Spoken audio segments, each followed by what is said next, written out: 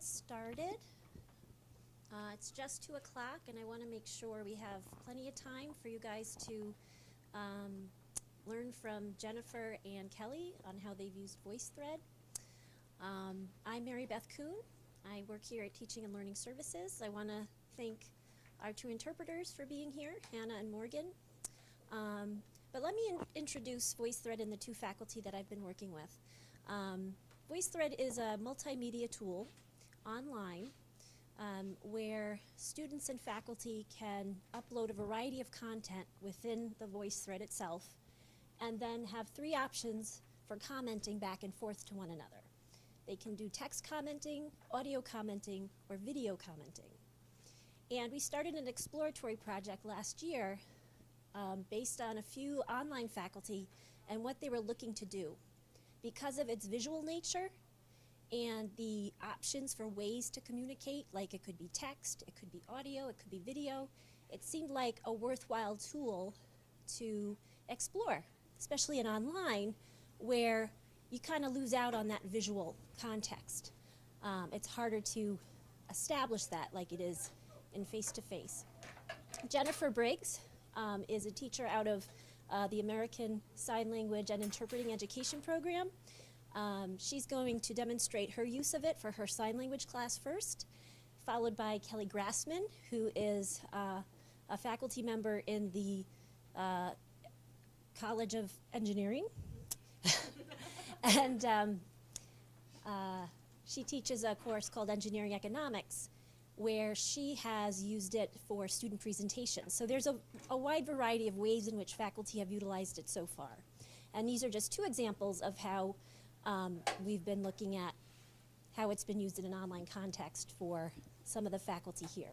So we're still learning. We're still learning about the tool and how it is in terms of its use and value for faculty here. So without further ado, I'm going to have Jennifer Briggs begin her demonstration of the tool. Okay.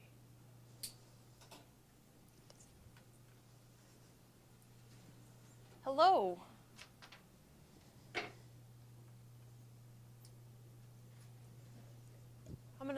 I started with this last year. And first I want to show my courses.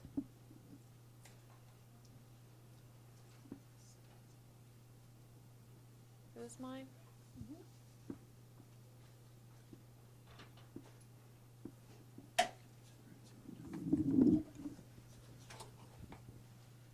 So this is my courses general setup of the home page, ready for the students to view their assignments every week. Students can go in and click.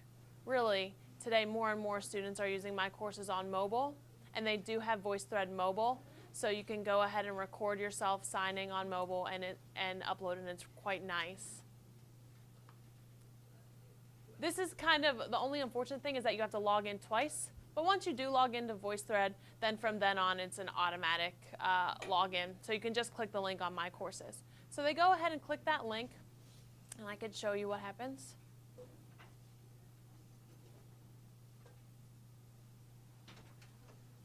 And I know the video is small, but you can make it full screen. So you can blow up the video.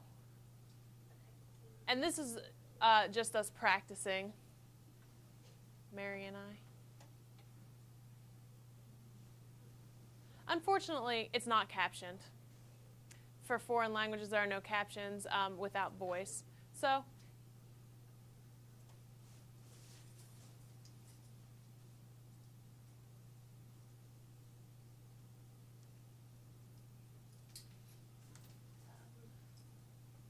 So now my assignment for, this is describing a room. Students need to describe 2 things in the room, each pair of things. So the students watch, and I can watch each student as they describe. So it's really nice, and I'll show you some of the videos. And this is the room that they are using as the example to describe. And that's the professor giving the instructions, so that's my thread. I mean, it looks small in the thumbnail, but you can expand that.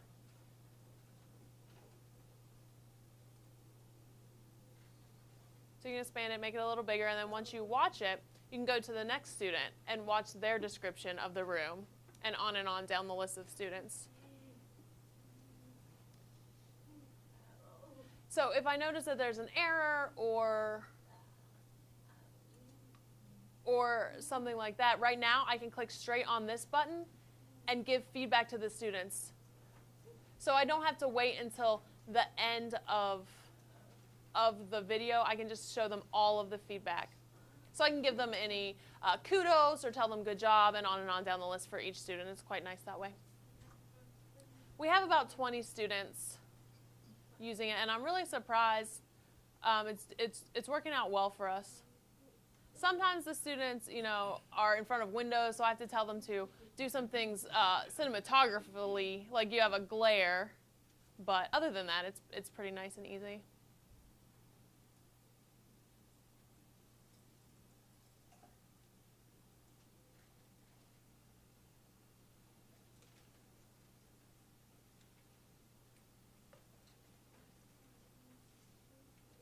One thing students really like about this is that they can see the work of other students, because I'm teaching online. So it's often hard for students to interact and learn from, learning from my signs and my examples alone might not be enough. So they have the different assignments online, but it's really hard to interact visually. And in this, the students can be involved with each other's videos, and they can kind of get to know each other, which is a nice aspect. I'm trying to remember what else I wanted to add. Mary, is there anything that I'm missing? Just the. I think I covered most of it. Just that you had mentioned that what was exciting about this latest version of VoiceThread is that it used to not be able to do threaded discussion. So if a person posted a comment, it would show up as a thumbnail, and then if they wanted to reply to that comment, it would show up at the bottom, so it was more in order of sequence. But now they've started to put some feature functionality in there, so that if I want to respond to a specific comment, whether it's audio, video, or text, I can reply to it so that everybody sees it, and it's just threaded underneath that main comment. Or I can do a private reply, so only that one student sees it.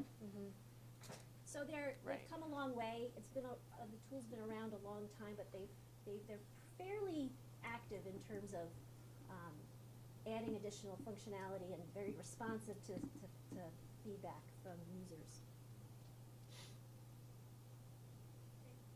Yep, this is a private reply, how you make a private reply, just directly to that one student.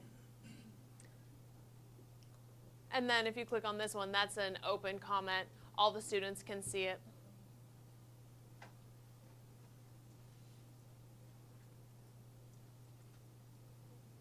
And you can see how you make the open reply. You can pick which way you want to do it. You can do it through text. You can do voice. You can upload something. You can record yourself. I could just sit right down in front of my webcam. Even on mobile, I could turn on my phone camera and do that. It's really, really nice.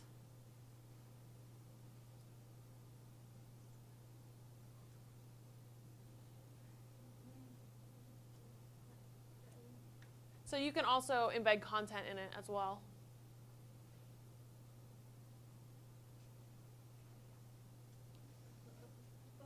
I prefer to put it straight in the VoiceThread instead of in the My Courses content, because it's much easier. You can just go through in one place and see everything that you need for that week. So are there any questions for me before I hand it over? So I have a question. So can you record, keep a record of the session with all the comments and responses? Yes, sure. Yep, thank you. Good question.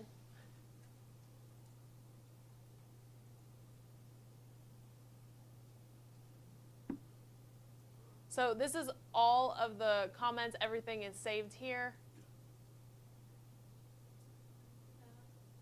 And then even when you go in to set up the class,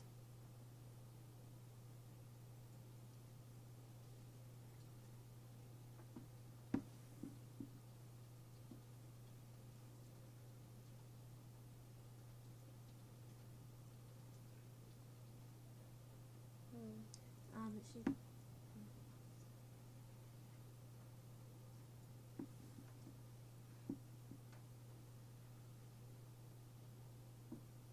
Sorry, I'm trying to remember where it is. I have another question while you're working on that. So VoiceThread, is this something that's available to all of us? Do we need to subscribe to this? Does it cost extra? Well, right now, this is an exploratory project that we started last year. So right now, it's not a site-based type of opportunity. We have, on a case-by-case basis, have worked with various online faculty and have been able to do, and as best we can, fund like a single instructor license, which is different from like the site-based kind of full commitment. What's kind of nice about VoiceThread is that there's also a free version, and that pretty much gives you about the same functionality as you would with a paid account. It just depends on the extent to which you want to use it. So a free account has a limit to how many individual VoiceThreads you can make, but depending on how extensively you use it, that might be good enough, because even with the free account, everything you create is going to stay. It's not like you have to record it or have special permission to keep it. It is until you delete it. And the students, essentially how we worked it out with Jennifer, it was kind of logistically, we had to kind of figure it out, because with her license, she could either create the license for the students, or the students could just create their own free account. And there was confusion when she created the accounts for them. So this time around, they're just prompted when they go to her VoiceThread to sign in or create an account. So that way, they're sort of in the process of accessing it for the first time. They're creating the account, and then they can assimilate it with their RIT email if they want, or whatever other email. So it's kind of like they choose which email it's going to be affiliated with. So how many instructors have used this so far? Well, here at RIT, not including one instructor in liberal arts who had used it a few years ago. It's been around for a while for a language course. We've had Kellie Martin in the communications department in the College of Liberal Arts use it last year for her RIT online course. Kellie Grassman actually is a longtime user. She used it actually in with her previous university, which I think had a site license for VoiceThread. So coming here, she still wanted to continue. And then Jennifer as well. And just, how it turns about is just as we're meeting with faculty, depending on their need, we're always looking at solutions. So, and the way we learn is just by doing like these exploratory projects and kind of gaining or gauging interest or need from other faculty. So this is in part of that process is sharing what others have learned and see what you think of it. So. Yeah, I do want to add a comment to that. We do send links as well to invite the students to VoiceThread. We can send links, and that's really easy for the students just to click and get straight in. So that's been the best way to do it directly. And these are all my classes, so you could go in and click on whatever class that they're enrolled in, and the class is already ready and set up.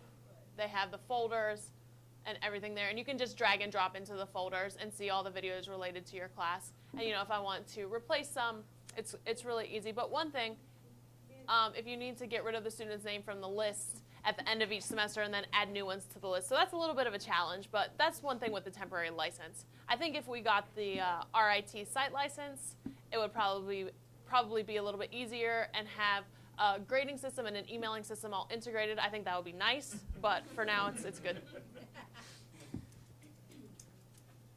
Yep. Just curious about any privacy rights issues and how you deal with that if you have students on video and people can download content. Essentially, I'm sorry. You want me to answer that? I mean, I think it's the same as my courses, right? They have videos on my courses. Students can find out, they could record things from TV, or I think it's the same kind of situations that could come up. They could record themselves and then sell it for whatever, they'd be in trouble, just like with any other thing. I think it's everywhere. I'm thinking could students download a video of another student and then do something mischievous with it? I'm just thinking of possible scenarios. I can also answer that a little bit. One thing with the license, instructor license, is you have the ability to make secure groups. So then you actually add students to a group, and then only they can access it with their account. So you actually pick and choose the students who are going to go in there. You also get to pick and choose whether or not they're able to copy VoiceThreads that you make, but they're not able to download like other comments or things like that. There is, if say for instance, student is using it in the way Kellie is going to show, where they're uploading their own media, you can download the media on that center area, but, and I can check, I don't think it's something you can just automatically do. I think you have to have a setting that lets you do that or permits it. So there are settings in place to make it as secure as to, with, depending on how much activity or control you want them to have. So with the free account, you still have a certain amount of security in that you can share the link only to certain people. It's just more discreet. But with an instructor license, you have a bit more control over the security and the privacy of the links. Okay. Any more? All right. Any more questions about my use of VoiceThread? Okay.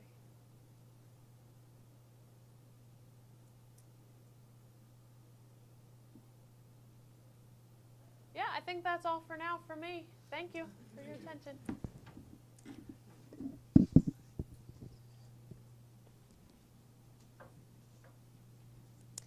So up next is Kellie Grassman. As mentioned earlier, she's with the College of Engineering, and she's used it for her online engineering, engineering economics. Yeah, course. And I'll let her do all the other. Okay, if you don't mind, I will sit just because I'd like to be able to click around. And I apologize because when I'm in the audience and I'm watching someone else click around, it's really annoying to me, but I'd rather show you what I'm doing as we go rather than just speaking. So I think Mary Beth would be able to share this with you later if you want to click around yourself.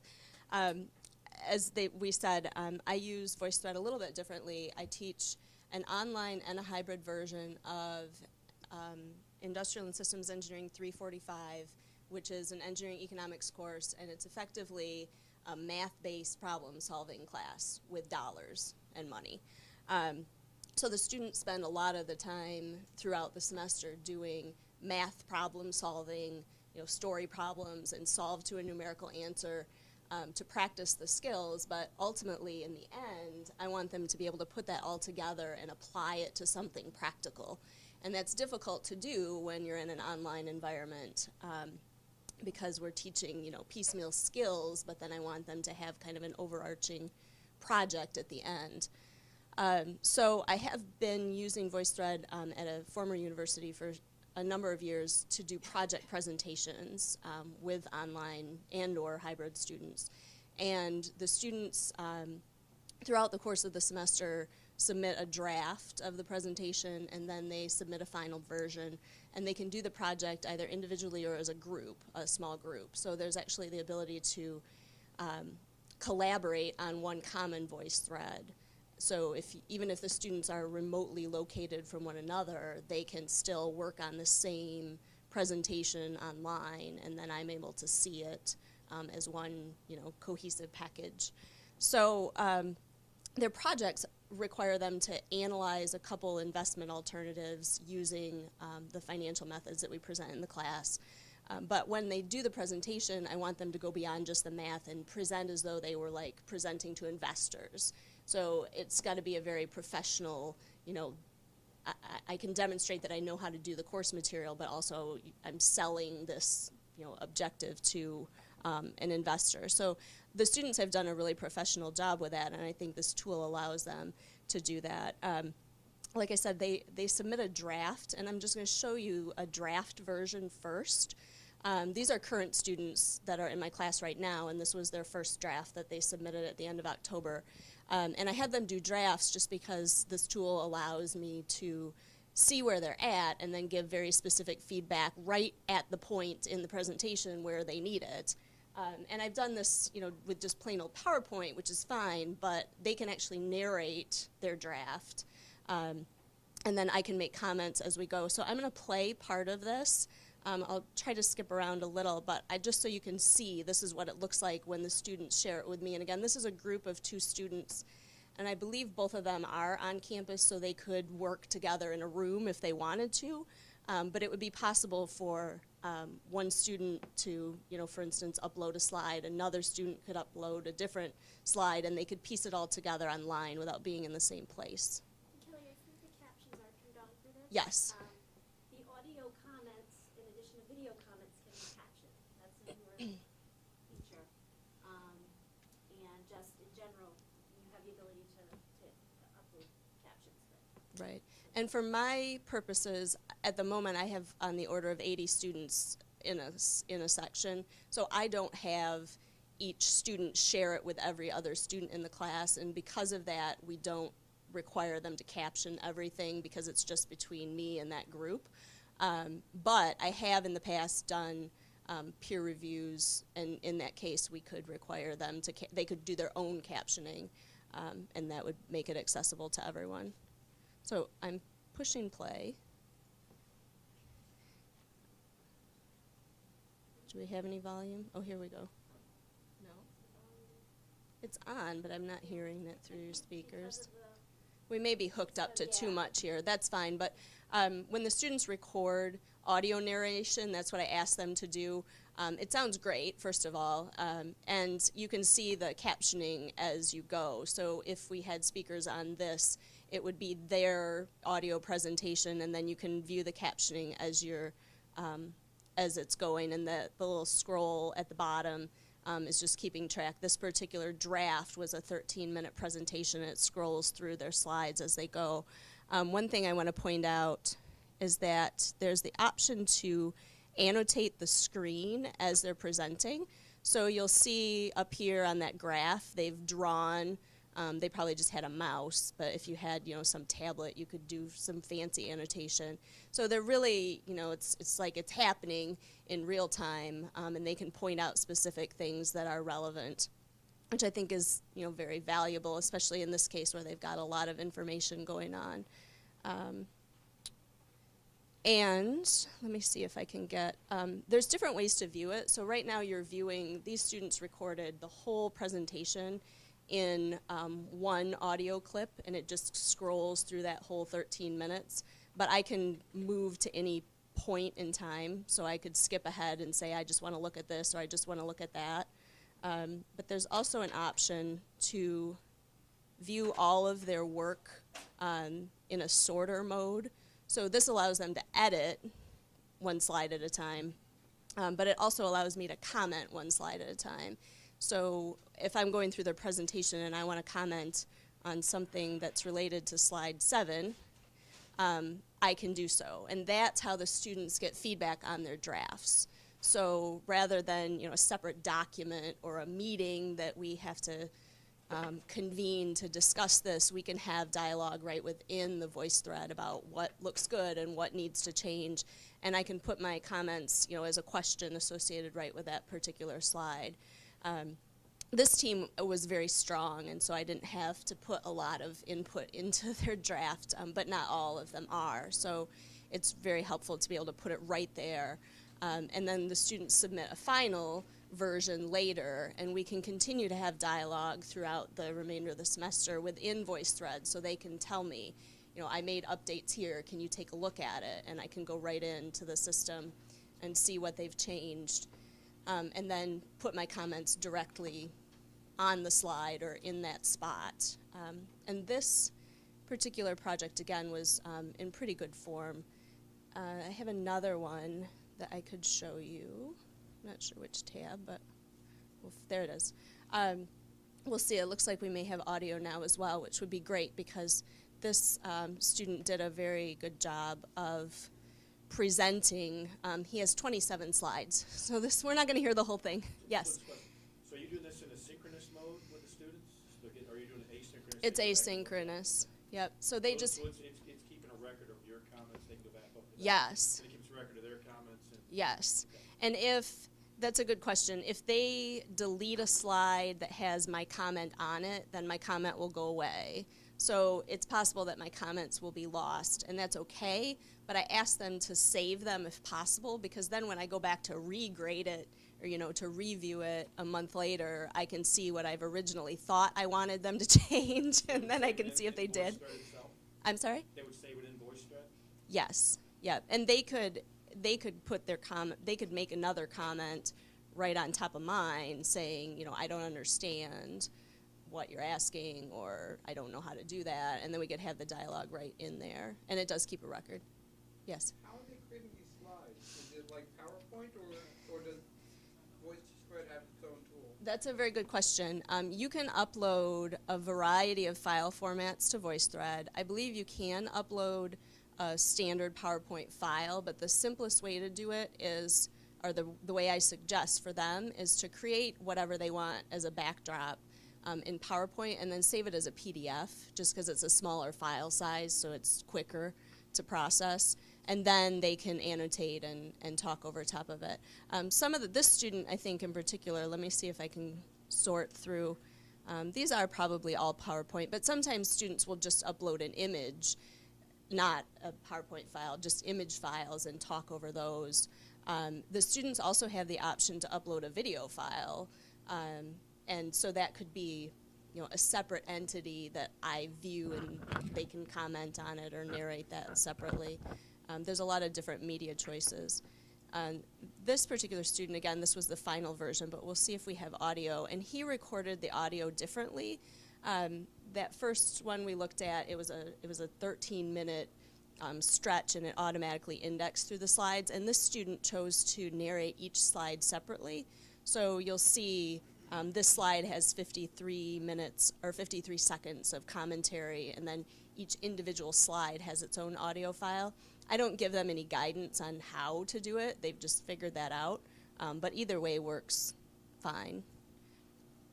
All right. Oh, there we go. Everyone. My name is Dan Miller. Dan Miller. And I'm excited to share with you. It's fun for me to hear them, like to really hear them, because otherwise they're just emails in my inbox. Replace or maintain the Main Street roller coaster at the Cedar Point Amusement Park in Sandusky, Ohio, which is owned by Cedar Fair LP or Cedar Fair Entertainment Company. We'll go through a few different proposals on how to take care of the Main Street situation. People very close to the amusement industry know that Main Street has been a hot topic of discussion for replacement or refurbishment for a long time now. And essentially, we're going to go through a few different proposals, explain them a bit in detail, and then tell you which one I would be recommending for the park. Okay. So we don't need to see a great deal of this presentation, but I just wanted to share that this particular student was a mechanical engineering graduate student, took the course in the summer. He's a roller coaster expert. Like, he's been on TV shows, interviewed, talking about roller coasters, and I don't even know how many parks he's been to, but that would not have been apparent to me if I had not used this tool, something where I could, hear his voice and see, the passion. If I just said, make a PowerPoint deck and I'll call that a presentation, it would have been from my perspective, it would have been very different. So as an instructor, it's really easy for me to see who's put some effort into this and is really vested in the project versus the student that just made a nice little deck with some black and white slides and tried a little. So I've been really pleased on many levels. I've used it for a few other applications, not just project presentations, but this is a really, really useful one. And it works well for, this is probably an image from Excel that they've just embedded with the PowerPoint. We ask them to do a lot with numbers, and I could download this and access it if I needed to as well. Mary Beth had asked me to comment about what the students think about this and how hard it was for me to make this work. And so I would like to share that because I've been doing a lot of, I've been a guinea pig for a long time, so I guess I feel like, it's not a big deal, but not everyone is so comfortable trying something new if it hasn't been proven or tested. So I can tell you that from my perspective, I don't give the students a lot of guidance to use VoiceThread. I give them, maybe a page or two of instruction about what I want to go into the project itself, like the content and what the course material needs to look like in the context of this. But as far as the VoiceThread directions, I don't give them much. And that's what I'd like to show you, just so you can see, like, it's not really that bad.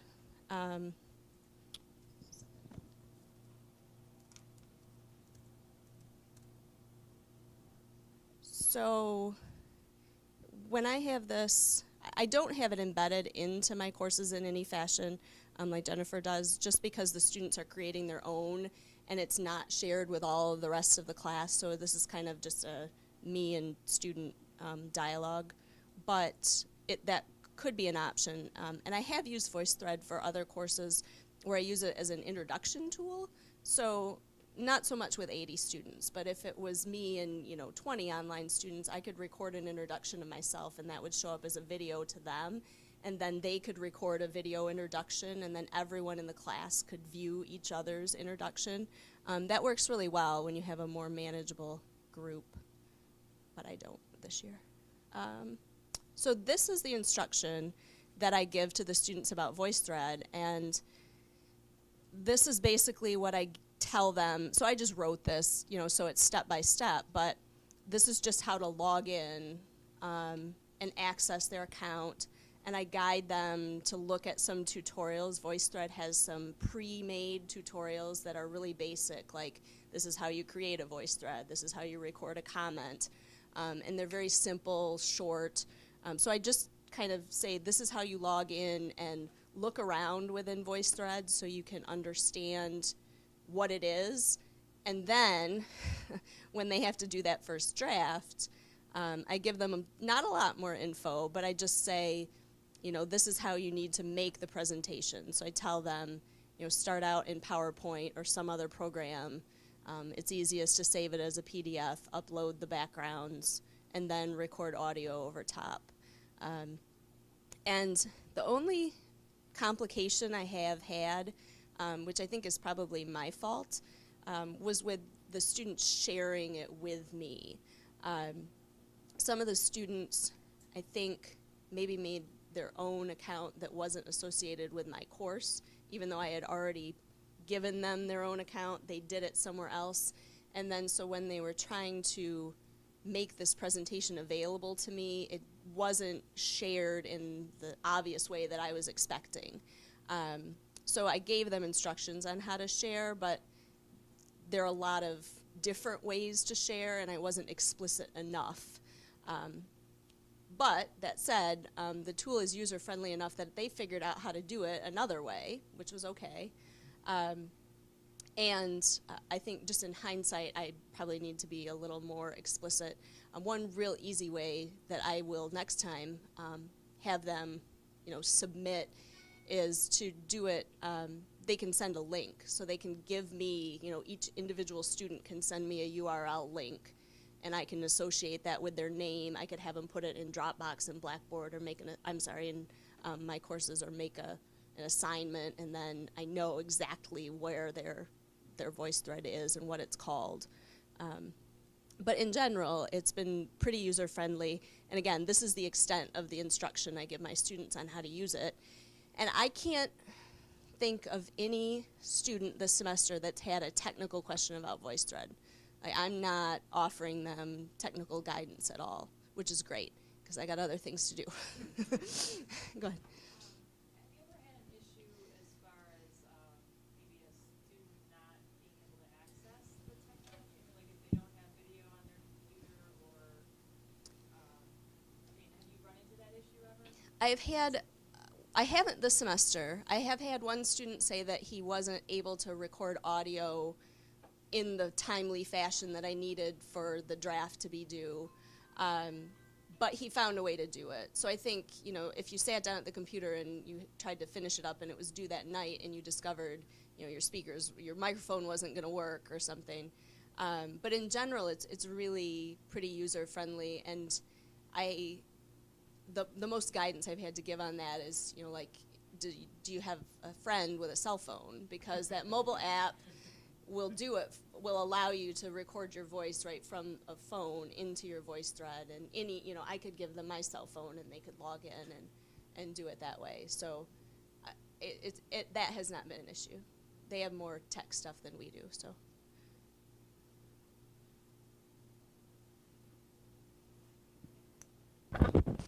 In addition to that, I have not had many students who have asked what exactly to do with that. They seem to be able to figure that out on their own. I mean, their generation is so much more tech savvy than us. We're trying to keep up with them. We're trying to keep up with that generation. So even their kids are beating us, I feel like, at this point. So I feel like I can't compare this generation with maybe some of the other ones. I know that some of us feel like we struggle with technology often or ask those questions, but they seem to be able to figure it out on their own and really get into it pretty quickly. Yeah, on that note, I think I started using this probably 4 or more years ago, and I let my kids try it, like, here, record yourself, do some video, do some audio, and they were like 7 at the time and had no problem. Like, here's my phone, try the app, because I don't really want to play with it, but you can. So it's, and if one of my students ever came back and said, oh, I can't figure this out, I'm like, well, I know you can. Right, exactly. That's what I'm saying. More the nature of my question was, if I got that excuse, should I believe it? I can send you the voice thread of my 7-year-old that did it, and then you can forward that to your class. And yeah. Exactly.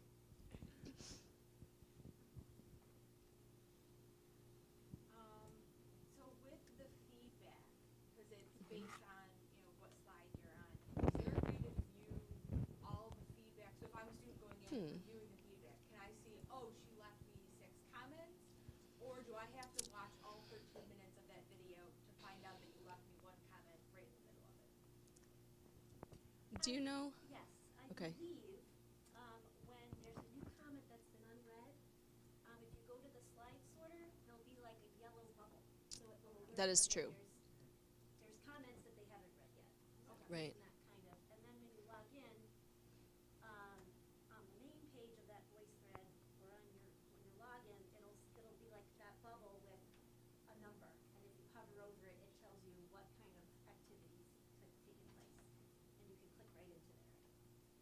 Yeah, that is true, and I don't have anything that would show that right now, but Right, and plus, I think if you look at the My Slides, you see like a small video thread on there.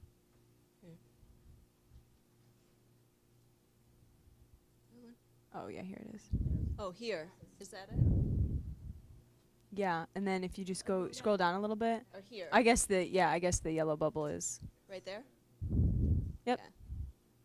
So that's just one example of the comments that show up as yellow. So that means it's a new one that you haven't viewed yet. The one in the upper right-hand corner, that's more of an overall, like, digest of new comments, and I think that's the one that actually shows you sort of a more, like, this is from this voice thread, this is, so it. Is it okay if I click on that? Yeah, go ahead. Okay. Yeah. So that's like the overall summary of what's happened since you logged in.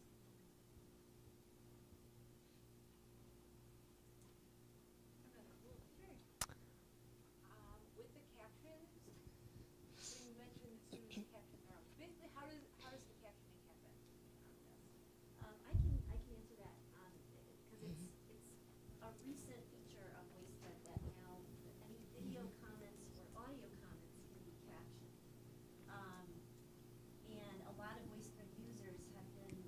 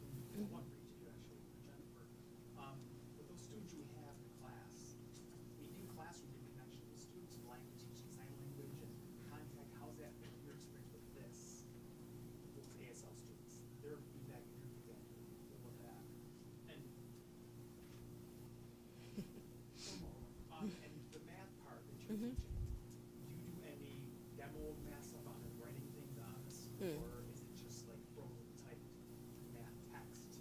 Okay. Go ahead. Okay, I guess I can answer first.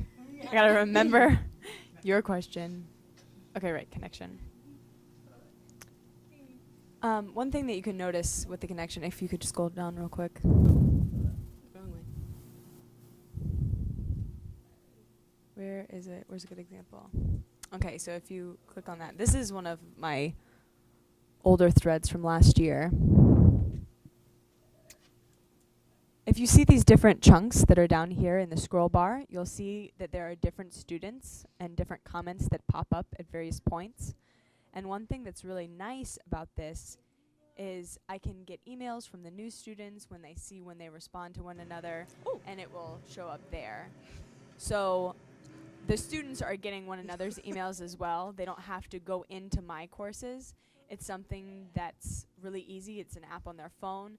And so the next day, if there are other students who haven't seen the comments yet, I don't have to wait for them to see my courses. So I feel like they have that connection a lot more quickly. If I'm walking my dog and I can see on my phone that I have a notification that a student's responded, I can do that. I don't feel like I'm behind. Where in the past, teaching online, if I've given assignments or something like that, I have to go in, sit at a computer, make that effort. But it's one thing that's actually really easy that I feel is nice to be able to, in a sense, disconnect from the computer, but they're still using an online forum to connect with one another. They can connect with me one-on-one for exams and assignments, but this also gives them an opportunity to have an online community and respond to one another. And something that Kelly mentioned as well, if you only have 20 students in the class, you can have everyone introduce themselves and say hi to one another. And sometimes they're like, hey, I remember you from last semester, and that's great. So I like that chit-chat that happens in the online forum. So it's really nice to see them, and it's for me to see their signing skills. Sometimes I haven't met them, but it's been really amazing. It's been very nice to see how conversational it actually is. It's not as cold as just uploading videos or going to a Go React test or something like that that has a lot of disconnection. But this semester, it's been great. I haven't been using some of it as much just because of situations in life, but I feel like I want to have the VoiceThread again because I actually felt more connected with that. So in the spring I'll be using it again, and I'm really looking forward to it. Yeah, and I'll just elaborate on the introductions as well. I enjoy, seeing the students and having them use their own voice to communicate. And I often will record a video and, put it on my courses as an intro. But this is much more interactive, and I feel like I can be more casual, purposefully more casual, and they're generally very receptive to that. And then they're more open with their comments that are, it's more of a dialogue rather than a here's your instructor video, welcome to the class. And that's fine too, but Right. I've found that I can be pretty laid back, and that's never an issue. It just allows them to be more open. And as far as using the tool for math-based things, most of the presentations that they do are using spreadsheets to present the math. So they're probably creating this in Excel, and then they grab a screenshot. I don't know if this one has it, but there's often, I ask them to do some graphics. So this is, again, an Excel chart that they either saved as a PDF or, did a screenshot. As far as instruction in the course, I generally present that using a different format. However, you could certainly use this. I could write on the screen if I had a tablet and narrate that at the same time. Most of the instruction that I use is recorded with Camtasia, and then I have the ability to edit it because I say a lot. That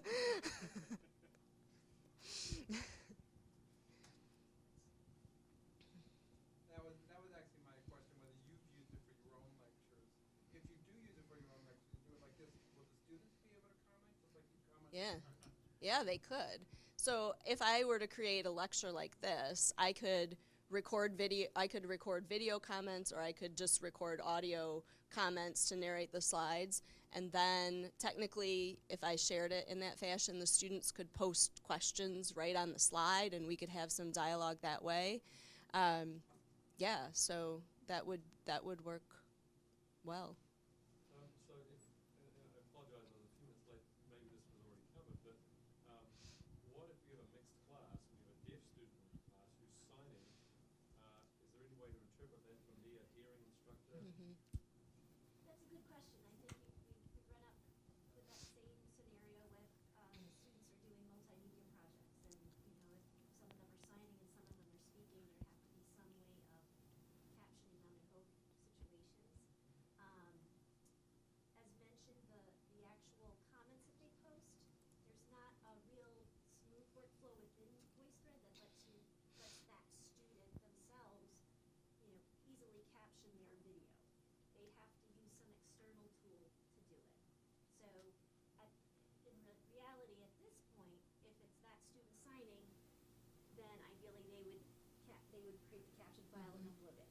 If it was the student speaking, they would create the caption file and upload it. And again, it's such a new feature. We haven't quite seen how it might play out. But yeah, I think that's kind of like the most immediate way I could think of it working out on that scale. I know there's one university, there's several universities that have adopted it as a tool, and they have a site license. And I was looking at some of their resources, and one group had related to their accessibility information. They said if students are using VoiceThread with video or audio, they'll need to caption it. So they're kind of putting that onus on the students themselves, empowering them to do it.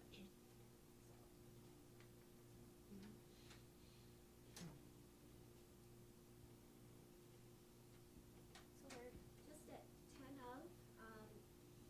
If there's any more questions, you're welcome. If you have any specifics on the how-tos of the tool, we can review that as well. And could I just add one thing? Yeah. Do you remember that we had just discussed what had just popped up last semester related to drawing on the screen or circling? Did you see that before? I know related maybe with math type courses, if you have, I don't know, just arithmetic, 5 + 5, you can actually draw on the screen. Yeah, when you are either using an audio comment or a video comment, you get the option to annotate on the center slide. So it will record not only your audio or video, but the point in the slide at which you're annotating. Looking at wind turbines. So they are just drawing on here. Project, the 100 kilowatt size. They have Yeah, a right there. lifespan of 19 to The one thing that I would check in terms of the video doodling is what they call it. What I've noticed, and I don't know if it was the case of this one, after so many seconds, I've noticed some of the doodles start to fade. So I don't know if that's a default or if that's something that. So that would be just the one thing that I would double check as far as doing like annotations that need to stay right there on the slide and not go away. Yeah, I don't know. I haven't noticed that. I guess Yeah. I don't know. And it could be they've upgraded it, which Right. we'll And have to find out. this presentation, yeah, it does look like that one on the top is fading. And I don't know, that may be a setting to change it. This one, it indexes, to the next slide quickly enough, and the content's not critical, so. But yeah, if you were writing out a big problem and it faded before you got to the end, that'd be a problem, so. I